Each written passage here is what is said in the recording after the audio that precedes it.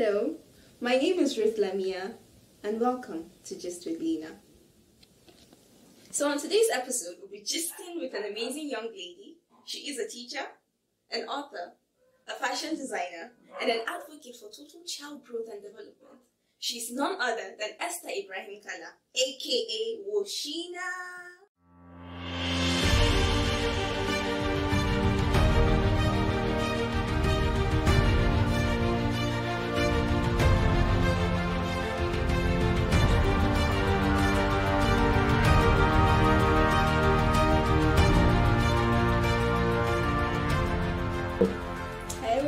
Hey Ruthie. How are you? I'm good.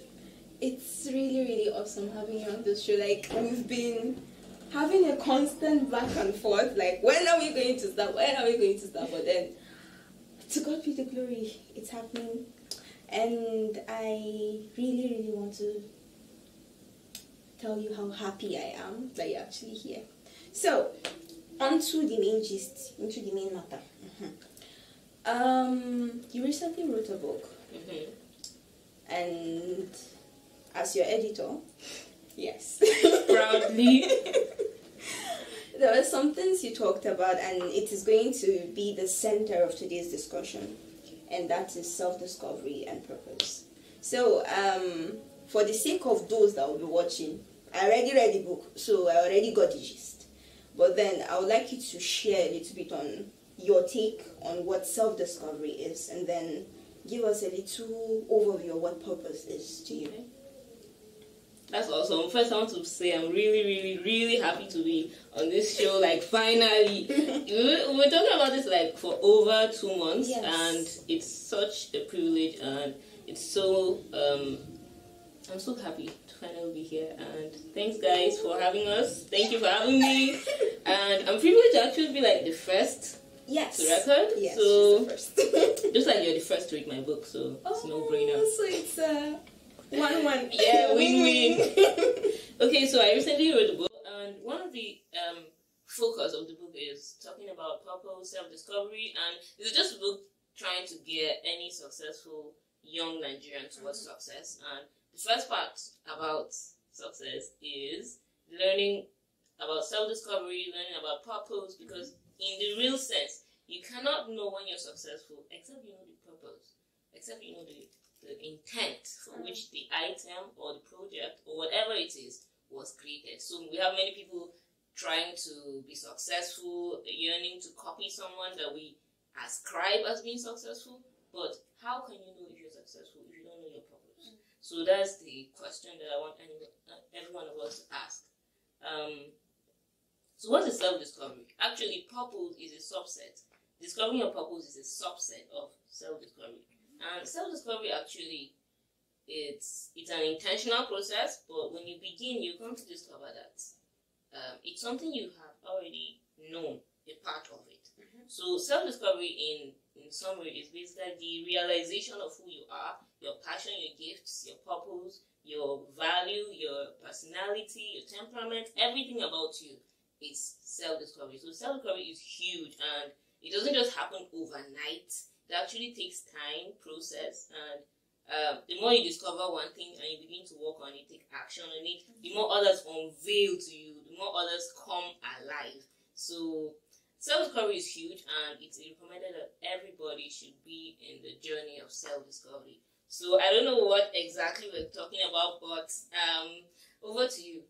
Okay, so I would want to go personal, because the whole essence of the gist is we really want to get people to see that, okay, whatever we're talking about is possible. And it's not just us bringing theories from books, but these are things that are at play in our life. So this is a personal question to you. At what point would you say you started your journey into self-discovery? At what point in your life? Was it after service? Because I recently met someone, and he was like, he didn't really start discovering himself until 4 years ago. And I was like, this is someone that is like almost 22 or 20-something years old. And I was shocked, but then I also did not really blame the guy, because I think for me, it started earlier than that. So, for you, at what point did it start? That's what changed. institution? Okay, well, that's quite a question, because I've begun the journey of self-discovery way before I knew what self-discovery was. And for most people, it's like that. You begin the journey of self-discovery before you even know what self-discovery is. Mm-hmm. So I recently got to know about self-discovery, let's say in 2018, I guess. Mm-hmm. So, but I have known a lot about myself. At least I have known my gifts. I've known a lot about my personality. I've known a lot about my passions, my values, who I am, my identity. So, but learning about what self-discovery is formally and being intentional to really dive in to discover myself, let's say started in 2018, and that should be in 200 level. So that was the beginning for me of intentional self-discovery, not the one that you've already, subconsciously been aware of over time. So I would say that was it for me. Okay. So how did it start? How would you advise anybody to start? Let's say, for example, I think you have a younger brother that is about, give or take, 40. Mm-hmm. Yes. So for someone like that, how would you advise that person to embark on this journey? What's the blueprint? How do we do it? Because they'll be like, self-discovery is a process, whatever, motivational speakers will say. But then you'll be like, how does it even add up? Like, where do you start from? Yeah. Self-discovery, it's not a myth. It's not something that it's not like rocket science or anything. It's yourself. You're learning about yourself, so it shouldn't be that hard. Okay. Well, first of all, for you to know about yourself, you have to engage yourself. You have to go out. You have to do things. You have to do things that you have not done before. You have to ask yourself questions you've never asked yourself. You have to really sit with yourself and know, okay, who am I? What am I for? What am I into? What are my passions? What are my values? You have to really sit with yourself and discover. And one of my best recommendations for any young person, especially if you've not had much experiences, is to explore. Explore life. Go out. Take advantage of opportunities that are available to you. Know what you like, what you don't like. You can't know what you can do if you've not tried out certain things. You won't know if you don't like, let's say, sushi, if you've never tried it out. You won't know if you don't like shawarma versus pizza, if you never tried the two of them. So, self-discovery is all about exploration. You explore yourself, explore your abilities, explore your talents, and that's when you begin to know, oh, I can speak well, oh, I can write well, oh, I can do this. When I began writing, I never really thought writing was a serious thing until I was just simple on Facebook, and I'll comment, and somebody was like, wow, you write so well. I'm like, really? My writing? So you don't really know much about yourself until you begin to explore and begin to do things. And when you begin to receive feedback from people, you begin to see those things that you love, those things that you don't really like, those things that people recommend you for, and so you just have to explore. And then the second thing is you really have to dig deep into yourself in quiet times, in places of retrospection, just thinking deep back into yourself, think with yourself. As a spiritual person, I really recommend you spend a lot of time with God, because He's your creator. He's the one that can really reveal everything that you are made of, made for, and everything that you can do. So explore and take out time with yourself. Ask yourself deep questions and spend time with your creator. Wow. That's a whole lot. That's a whole lot. At some point, this is very common down here, where you find a lot of young ladies. Now, it's something that is very common with my youth fellowship. Okay. It's very funny that you would assign certain people certain responsibilities, but they would run away or shy away from that responsibility. And they'd be like, no, I cannot do it. As simple as, okay, come and coordinate fellowship. Yeah. You find out that one sister, that's the day that should not be feeling fine. Very well. So, on occasions like this, these are opportunities. These are opportunities, but it seems as though there's this air of there's this myopia that people are suffering from, that nobody really wants to try anything that's outside their comfort zone. True. And I think for me, that's one of those things that you would actually call a hindrance to self-discovery, because you would never know that you suck at public speaking if you have never tried it. Now, this recently happened to me. I joined just last year. Yes, last year around this time. I was on an online conference, IMUN, and on that conference, there was a point where they would ask you to speak. It was like a simulation of how the UN works and stuff like that. Because I was really dying hard. I want to work with you that time. So I was jumping at every opportunity I saw, and this one was a live conference on Zoom, an international conference. You had people from Indonesia, although it was mostly people from the Asian part of the world that were participating. But aside that, what so really baffled me was the fact that when it came for my turn to speak, hey, come and see for me. Oh my God. Come and see for me. Okay, now forget the girl that you're hearing now, and I'm talking, and it seems like I know what I'm saying. At that point, I had points. I had stuff I wanted to say. But because I was so nervous, I was so scared. See white people. It was a different platform. It was a different platform from what you're used to. And I was just stumbling all over the place. I had a make sense point, but I did not have the reason. From that point, I discovered that, okay, you need work. I made a mistake. Like, okay, how can I put this? A lot of people are scared of jumping at opportunities because they are scared of making mistakes. Yeah. And they are scared of public disgrace. Exactly. And it's so funny that some funny stories about how I started poetry was a very pathetic story. After that one time, I did not mount the stage until 1 year. After 1 year.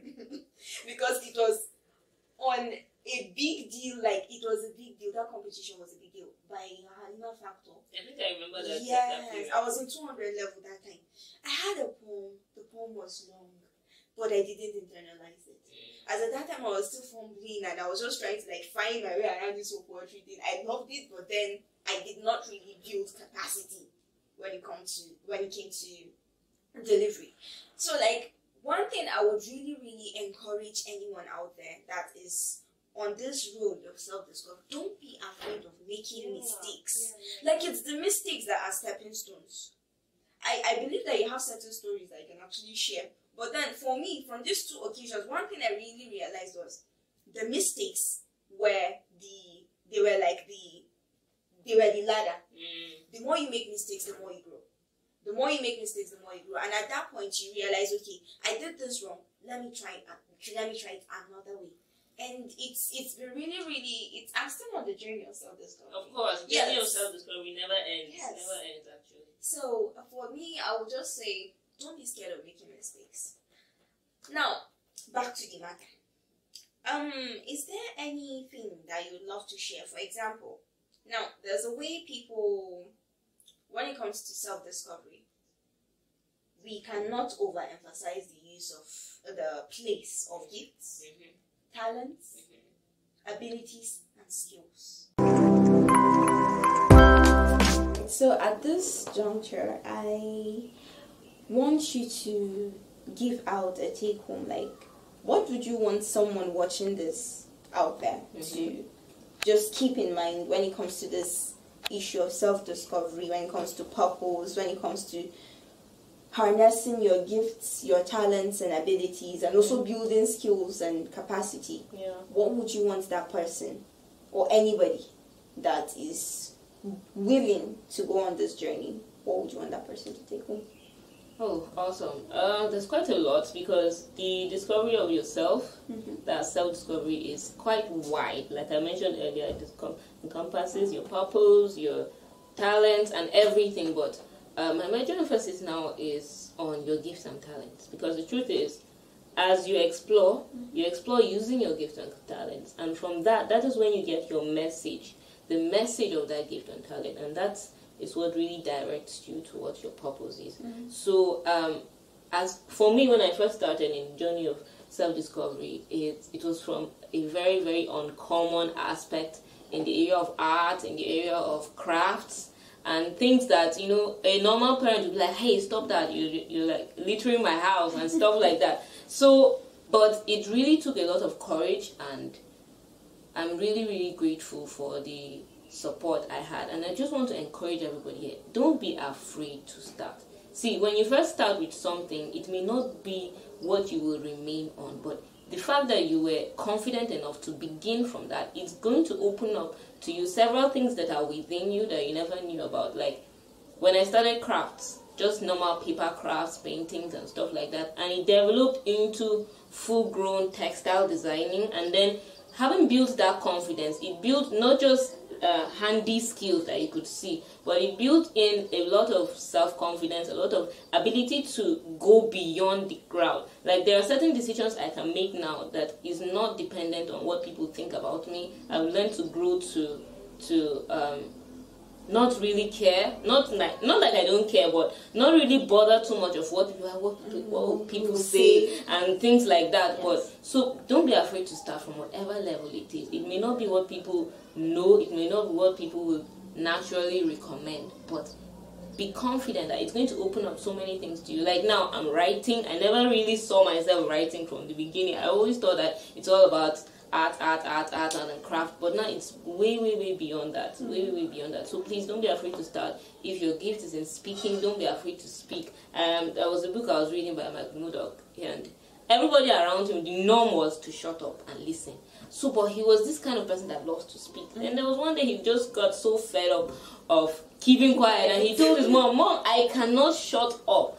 And I just love the answer the mom gave him. She said, hey, don't be afraid to talk. The only thing is build yourself to be able to have something to say that people are willing to listen to. So if you love talking, don't stop talking. Just build yourself, have something to say that people are willing to listen to, and they will spend an hour plus just quietly listening to you. Whatever it is you can do, can you dance, can you speak, you write, whatever it is, build that gift, make it valuable, make it a blessing to people, and nobody is going to stop you. You're going to build self-confidence beyond just hard skills that you're going to build soft skills that are going to be really great for your life. So the point is, don't be afraid.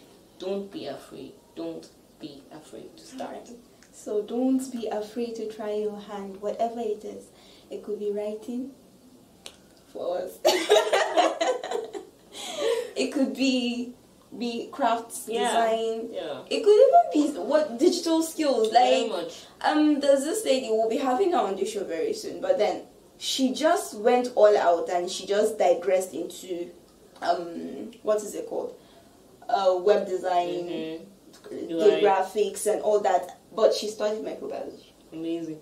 Like the dichotomy there, it's daring. So don't be afraid, because in those things that you find interest, you actually find you discover yourself through those things, because those things are way of just navigating and opening you up. So this is the end of today's show, and it's been a wonderful time. It's been awesome. It's been awesome. I'm looking forward to doing this again with you. Yes, I'm always available for this one. For sure. All right, guys. So thank you very much for watching. This is Just with Lina. See you next time.